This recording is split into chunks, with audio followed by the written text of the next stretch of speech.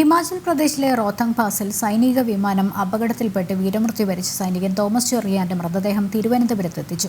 സർക്കാരിനു വേണ്ടി മന്ത്രി വീണ ജോർജ് മൃതദേഹം ഏറ്റുവാങ്ങി. കേന്ദ്രമന്ത്രി സുരേഷ് ഗോപി, സഹോദരൻ തോമസ് എന്നിവരും ഭൗതികദേഹത്തിൽ പുഷ്പചക്രം അർപ്പിച്ചു. 56 വർഷങ്ങൾക്ക് മുൻപ് നടന്ന വിമാന അപകടത്തിലാണ് തോമസ് ചെറിയാൻ വീരമൃത്യു വരിച്ചത്.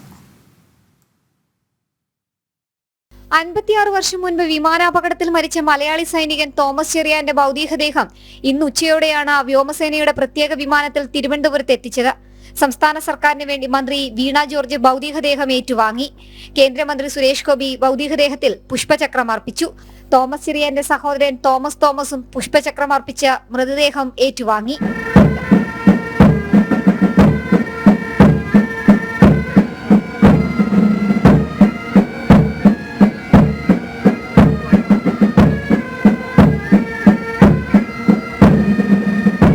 വിലാപയാത്രയായി തുറന്ന സൈനിക വാഹനത്തിൽ ഭൗതികദേഹം പാങ്ങോട് മിലിറ്ററി സ്റ്റേഷനിലേക്ക്.